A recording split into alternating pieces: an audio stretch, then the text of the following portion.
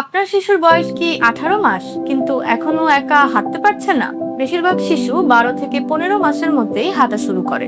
তবে 18 মাস বয়সেও যদি শিশু হাঁটতে না পারে, তাহলে বিষয়টি গুরুত্বের সাথে দেখা উচিত। কখনো কখনো এর পেছনে পেশির দুর্বলতা, developmental delay, cerebral palsy, genetic সমস্যা অথবা অন্যান্য স্নায়বিক কারণ থাকতে পারে। তাই শুধু অপেক্ষা না করে শিশুর একটি পূর্ণাঙ্গ অ্যাসেসমেন্ট করানো প্রয়োজন। কারণ যত দ্রুত সমস্যাটি শনাক্ত হবে, শিশুর উন্নতি হওয়ার সম্ভাবনা ততই বেশি থাকবে।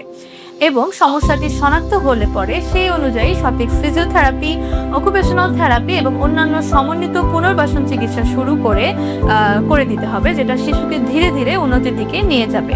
ইউনাইটেড ফিজিওথেরাপি জোন দীর্ঘদিন ধরে এই ধরনের শিশুদের চিকিৎসা সেবায় নিয়োজিত আছে। তাই প্রয়োজনে আপনি আমাদের সাথে যোগাযোগ করতে পারেন। আপনার শিশুর বয়স কত এবং সে কি হাঁটতে পারছে কিনা কমেন্টে আমাদেরকে জানাতে পারেন। ধন্যবাদ।